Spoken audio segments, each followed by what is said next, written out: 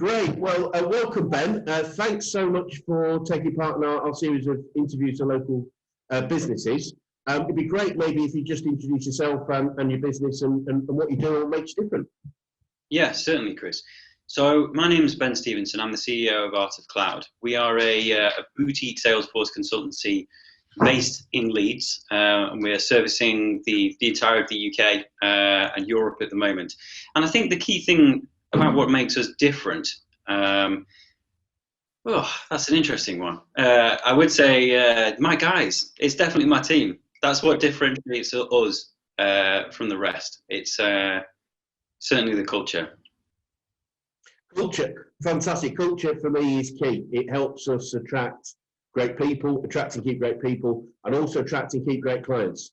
So, yeah, brilliant. We do a lot of work with a lot of people we work with on getting clarity and vision, values, culture, and you know what our purpose is in life. So, thanks so much.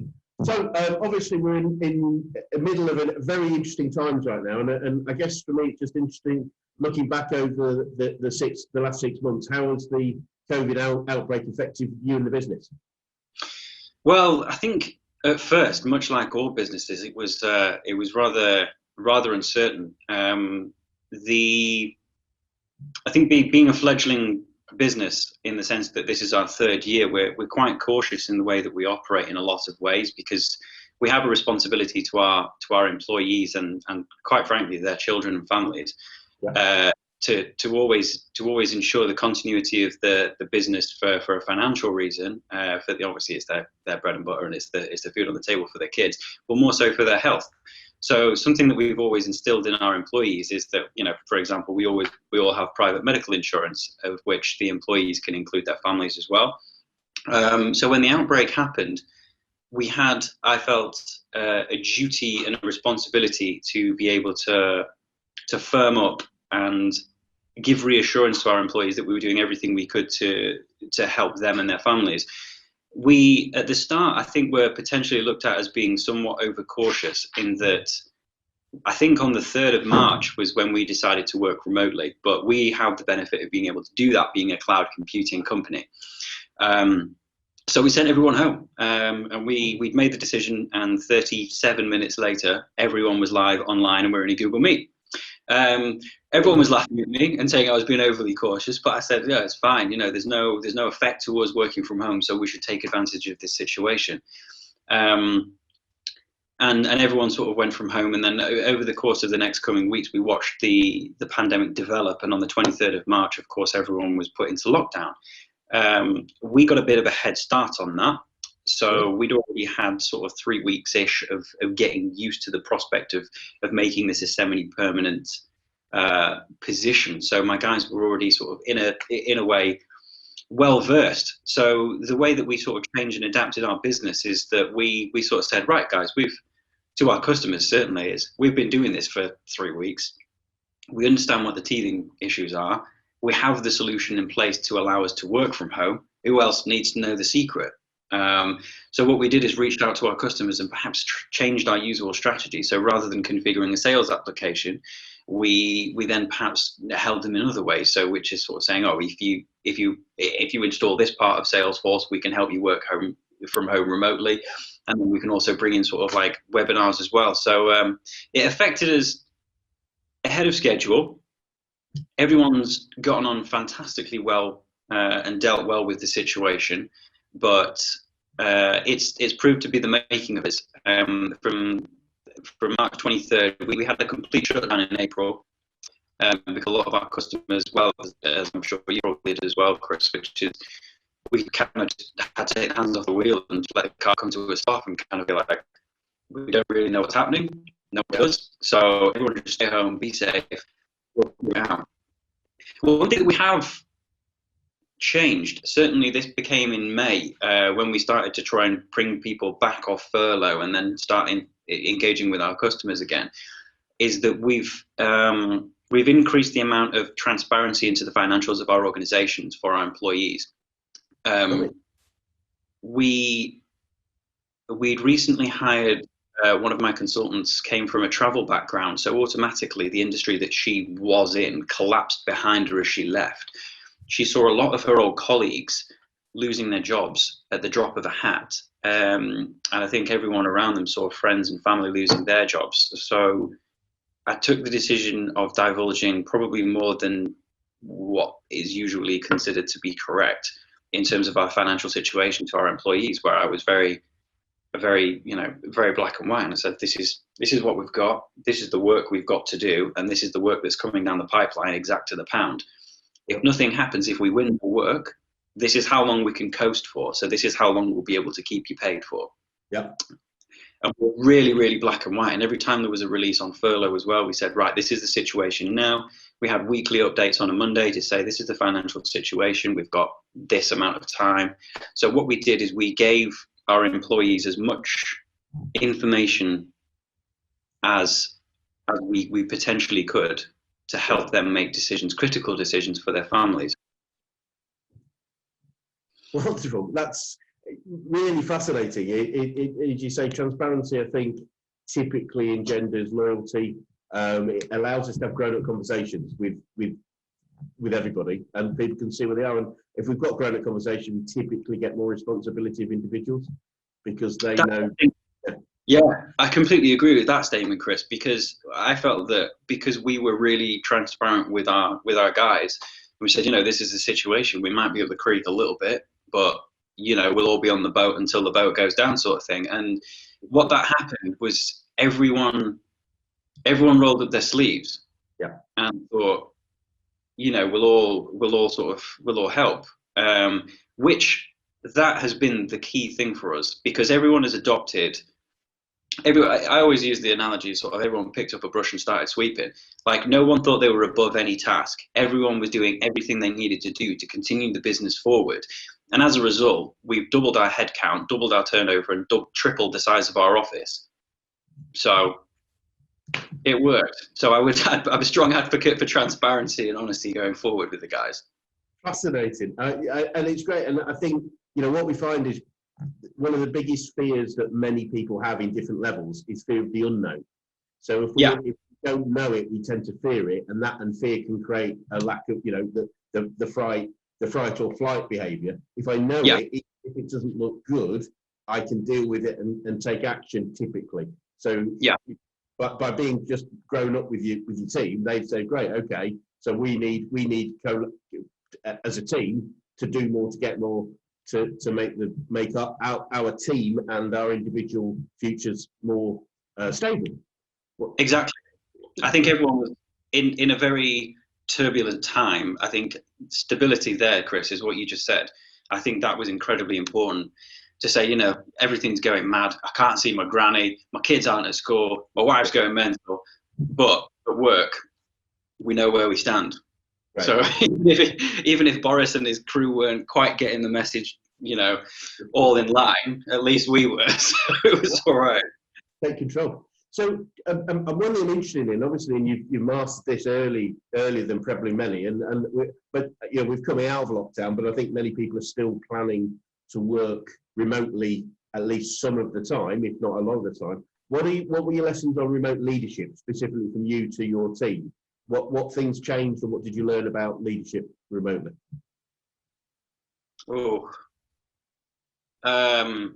So the one thing that I immediately noticed was that we didn't talk about work as much.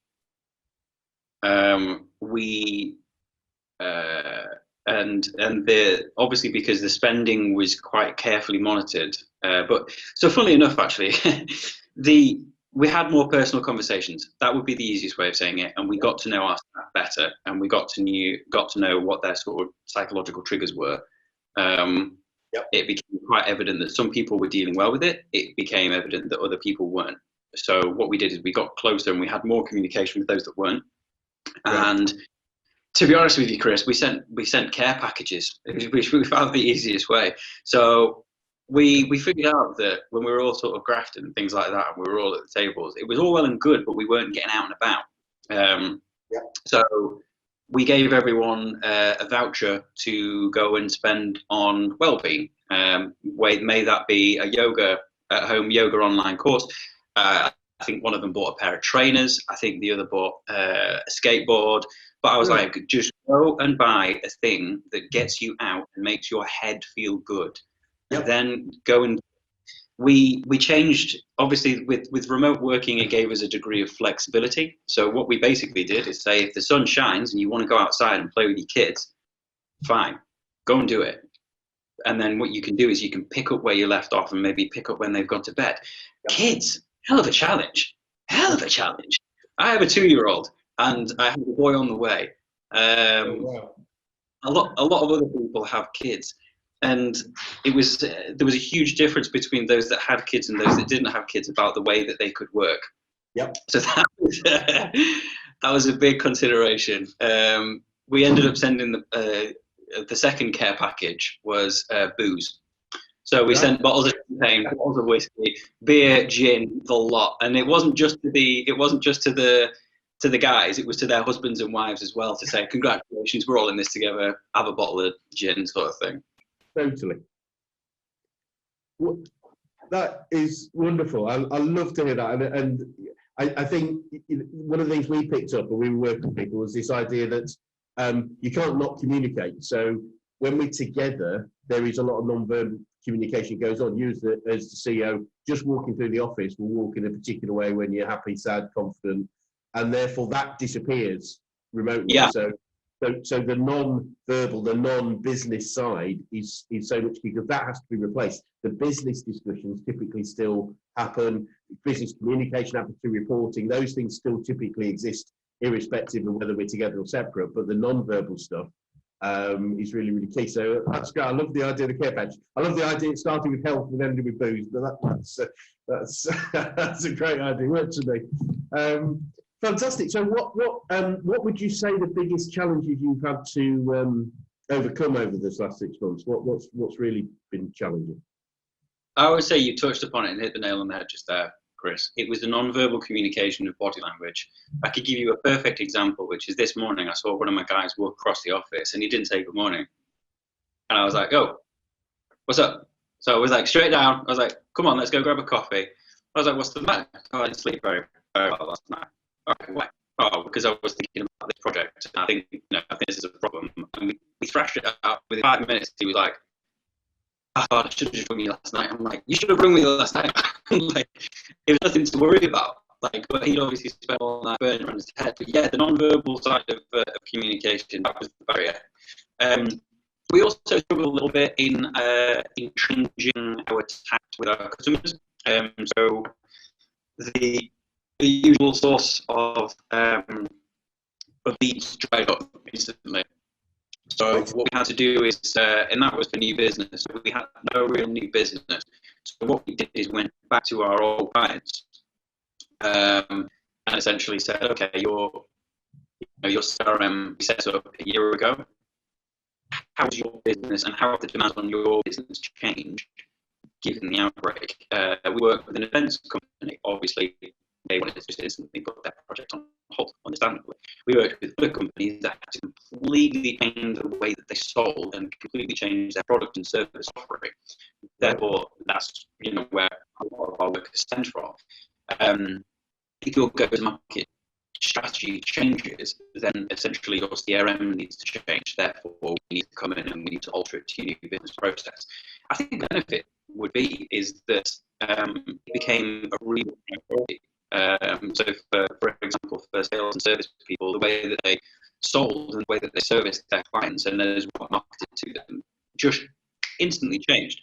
So we then had to sort of formulate a plan. The easiest way we did it is we were really honest. And we said to one of our customers, like, look, no one knows at the moment, so you're just going to have to give us best guess and we'll try and figure it out. And then as soon as we did figure it out, and we figured out a solution that was working for one customer, it seemed to be able to sort of be a carbon copy and go down the line. So we say, right, out of the God knows how many customers that we've got, 50% of them have found that their marketing demands have changed because we need to do this now. Do you want to do it as well? Yes. And as well, going with the sort of metrics and the numbers to be able to say, right, yes, this is these are the results that we've got. These are the graphs that show it. Do you want that? It became quite easy, but it came it came naturally to our sales guys and our consultants as well. So the way that they've managed to change and help the clients is, I've been really, really happy with that. I think one thing that's changed as well, Chris, is I've stopped talking to customers, and all I did during lockdown is speak to my team. I made sure that they were okay. Yep. And organically, they were sort of speaking to the customers, and we were sort of all strategizing together. It became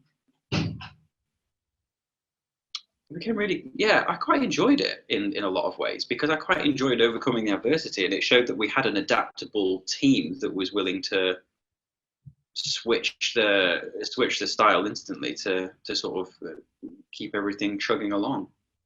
Yeah, it's fascinating. I love quotes. I pick up quotes all the time. My favourite quote at the moment comes from Charles Darwin, when he talked about, in his book The Origin of Species, about evolution, and he said it's not the strongest or the most intelligent of the species that survive, it's the ones that are most adaptable to change. That's tattooed down my spine. Say again? That's a tattoo. I have it down my spine. Oh my goodness. Yeah, that's something I'm a firm believer in, Chris. So it's something, you are completely right. I referenced that, and I was like, look, I've got this phrase down my spine that starts middle of my neck and goes to the top of my arse. And it basically says, in the struggle for survival, the fittest win out at the expense of their rival due to their ability to adapt to change. And I was like, if Darwin nailed it about animals, we just got to do the same. Totally. Brilliant. Oh, that was certainly lined on that one. It's been fascinating seeing so many businesses adapt effectively. And it's always been the case, because change happens. Change always happens. This has been probably the biggest change we've seen commercially, socio-economically for most of our lifetimes. But change happens all the time. Small changes happen. If we don't adapt to them, then we're going to lose out. So that makes sense. So what changes will you keep on doing? What adjustments have you made? Will you see that you've taken advantage of that will keep going moving forward? Staying on top of the emotional needs of my staff. Great. So it was when we moved into this new office, actually. So we're 3 days into this new office. Now, ordinarily, I would say that when a company changes space, they just say that's going to be a cost-effective solution. It's close enough to the directors' houses. There we go. So what we did this time is, because there was a lot of office space available, we kind of had the pick of the crop. And again, by acting quickly, it meant that we could get a lovely office for next and out. But essentially, we just put it to the team and said, look, where do you all live? And we picked a sort of slap bang right in the center of where they all live. So a load of them don't have to have public transport to get to work now, so they're very happy there. Yep. Oodles of space, oodles of parking, and it's our own front door. And then we basically said, what do you want in an office? So we had a request for greenery. We had a request for a bar. We had a request for a games console. We had a request for car washing, weirdly. So someone wanted to be able to come to work and have a space where they could just have a car valeter wash their car. So we listened. We listened, and that has meant that the office that we've got will be frequented by a lot of people, and we will continue to then start to help each other. So I think the key aspect of that is staying on top of the needs of my people, to make sure that they're happy, because if they're happy, they're delivering good projects. And if they're delivering good projects, then my customers are making a lot of money and then spending more money with us. So to me, it's a really simple kind of cyclical thing. We've got something called the circle of business. I might share later on if I may, but it absolutely encapsulates pretty much everything you've said. So what have you learned about yourself over this period? What have I learned about myself? Yep.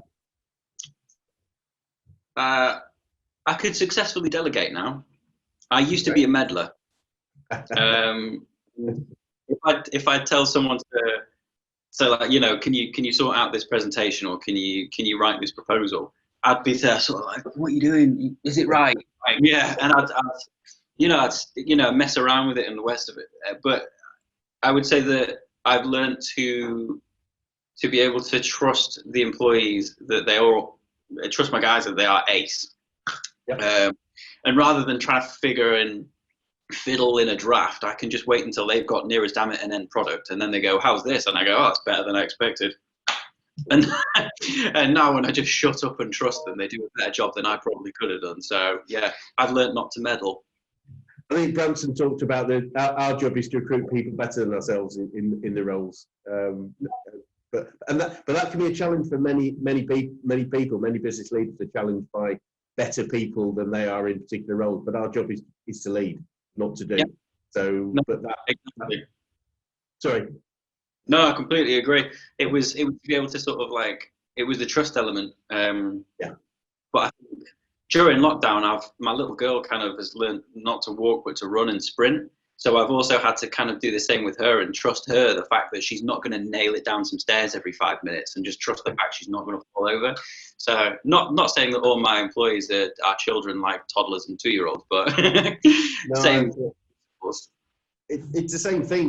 But the interesting thing is that's what we do with our kids in terms of trusting them. But it sometimes does feel more difficult to do it with team members. But the more we give, the more trust we give, the more we get. So, and you've clearly demonstrated that with things like the transparency and the finances. So I totally applaud you for that.